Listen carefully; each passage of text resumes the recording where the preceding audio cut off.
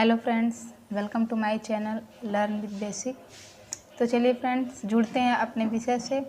आप लोग मेरे चैनल को लाइक शेयर सब्सक्राइब करिएगा, और जिन्होंने मेरा पिछला वीडियो नहीं देखा है आप लोग प्लीज़ जाके मेरे चैनल पर पिछला वीडियो देखिए, और वहाँ से आपको बहुत हेल्प मिलेगी। हिंदी के बेसिक तरीक़ों से मैंने आप लोगों को समझाने का प्रयास किया है।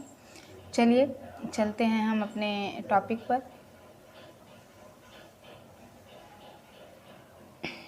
मैं इधर आ जा रही हूँ, आप लोगों को यहाँ पे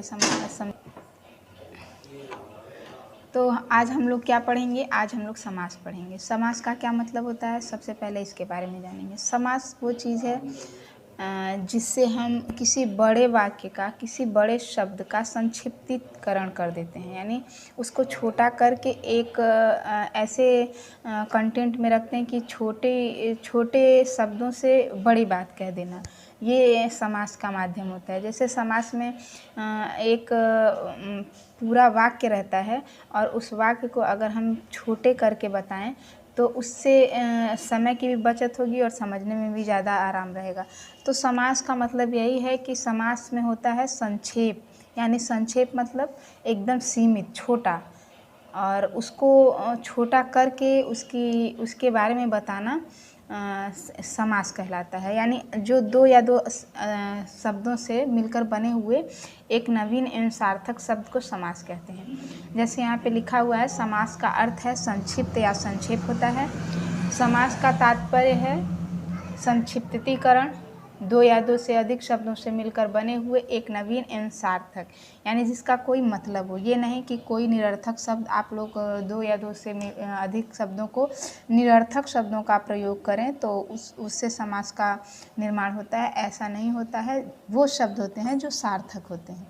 जैसे रसोई के लिए घर ये इतना बड़ा शब्द है, वाक्य है, तो इसको हम रसोई घर भी कहते हैं, यानी शॉर्ट में रसोई घर। रसोई के लिए घर को छोड़कर हम लोग रसोई घर कह सकते हैं।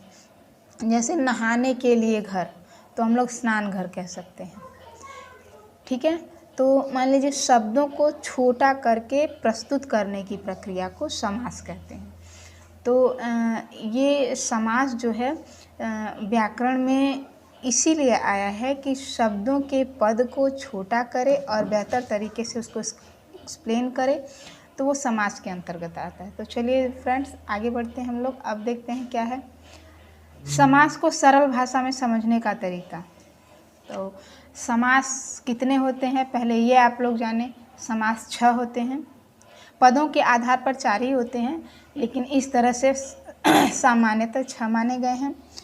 जो अव्ययी भाव समास है, कर्मधारय समास, तत्पुरुष समास, द्विगु, द्वंद्व और बहुव्रीहि समास है। ठीक है, तो ये समास के 6 भेद हैं, और इन्हें पहचानने का तरीका आप लोग जानना चाहेंगे कि इसे किस प्रकार से हम पहचान सकते हैं। किसी शब्द में किसी दो पदों से मिलकर जो शब्द बनते हैं उसमें कौन से शब्द जो है वो अव्ययी भाव समास होंगे, कौन से तत्पुरुष समास होंगे, कौन से कर्मधारय समास होंगे, कौन से द्विगु होंगे, कौन से द्वंद्व होंगे, कौन से बहुव्रीहि होंगे।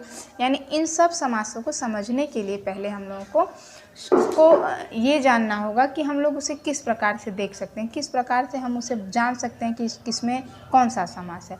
तो सबसे पहले हम लोग अव्ययी भाव समास के बारे में आते हैं। अव्ययी भाव समास में बेटा होता है पूर्व पद प्रधान। तो सबसे पहले आप लोग पूर्व पद और उत्तर पद को समझना चाहेंगे कि ये क्या होता है। तो किस शब्द का 2 पद होता है, दोनों को मिलाकर एक समास बनता है। तो 2 पदों में जो पहला पद होता है वो पूर्व पद होता है, और जो दूसरा पद होता है वो उत्तर पद होता है। जैसे मान लीजिए हम ये कहें कि गंगा जल, तो गंगा जल में जो गंगा है वो पहला शब्द है, तो ये पूर्व शब्द हुआ, और जल जो है ये दूसरा शब्द है, यानी उत्तर पद हुआ। तो इसी प्रकार पूर्व पद और उत्तर पद को आप लोग जानिए कि ये किस प्रकार से होते हैं। तो सबसे पहले हम लोग अव्ययी भाव समास को किस प्रकार पहचानेंगे। इसमें जो है पूर्व पद यानी पहला जो पद होता है वो प्रधान होता है, यानी उसकी विशेषता ज़्यादा होती है। तत्पुरुष कर्मधारय व द्विगु समास में उत्तर पद प्रधान रहता है, यानी दूसरा वाला पद प्रधान रहता है। और द्वंद्व समास में दोनों पद, यानी द्वंद्व में जो दो पदों से मिलकर समास बने हैं उनमें दोनों पद समान रहते हैं, यानी ना कोई बड़ा होता है ना कोई छोटा होता है। और बहुव्रीहि समास में भी इसमें देखिए, इसमें जो पहला और दूसरा दोनों पद को छोड़ के किसी तीसरे का अर्थ जो आता है, माने दोनों पद को पढ़ने के बाद जो तीसरा अर्थ निकलता है उसको प्रधान माना गया है। तो मैं एक एक करके आप लोगों को, मान लीजिए पहले मैं अव्ययी भाव समास के बारे में बताऊंगी, उसके बाद तत्पुरुष कर्मधारय व दिगु, उसके बाद बहुव्रीहि समास। इस प्रकार से मैं एक एक करके आप लोगों को मुझे लगता है 2 पार्ट में ये वीडियो बनेगी या फिर 3 भी हो सकती है। मैं बेहतर तरीके से चाहूँगी कि आप लोगों को एक्सप्लेन करूँ ताकि आप लोगों को अच्छे से समझ में आए। तो मैं ये समास जो है ये 3 भागों में बनाना चाहूँगी और आप लोगों को एक एक करके समझाना चाहूँगी, जिससे आप लोगों को बहुत आराम से, आसानी से, आसान शब्दों में समझ में आ जाएगा कि अव्ययी भाव समास किस प्रकार से बनते हैं, क्या है उसमें, क्या चीज़ें लगती हैं। तो इसको समझने के लिए आपको मेरा ये समास वाला जो वीडियो है वो 3 पार्ट में जाएगा। तो ये पहला पार्ट है। चलिए आगे बढ़ते हैं। देखिए, आगे बढ़ने से पहले हम लोग सामासिक शब्द को समझ लेते हैं। सामासिक शब्द क्या होता है? समास के नियमों से निर्मित शब्द सामासिक शब्द कहलाता है। इसे समस्त पद भी कहते हैं। यानी जब हम लोग 2 पदों को मिलाकर समास बनाते हैं तो उसमें जो 2 पद होते हैं, जब उसको एक जगह यानी एक कंटेंट में रखते हैं तो वो समस्त पद हो जाता है, और जब उसको अलग अलग कर देते हैं तो उसका समास का विग्रह हो जाता है। जैसे राजा का पुत्र एक अलग अलग शब्द है, जब इसको हम एक जगह रखेंगे तो ये हो जाएगा राजपुत्र, यानी समस्त पद हो जाएगा। तो इसी को समस्त पद कहा जाता है। तो आगे बढ़ते हैं।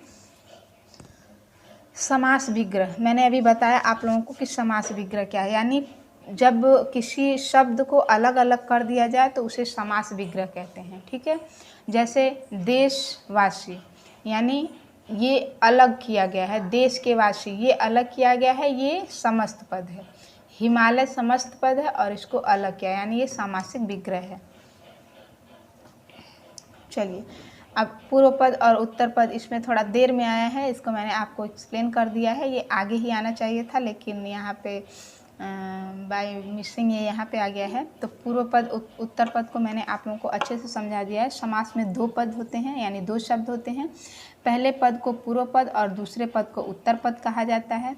जैसे गंगा जल, इसमें गंगा पूर्व पद है और उत्तर पद जल है।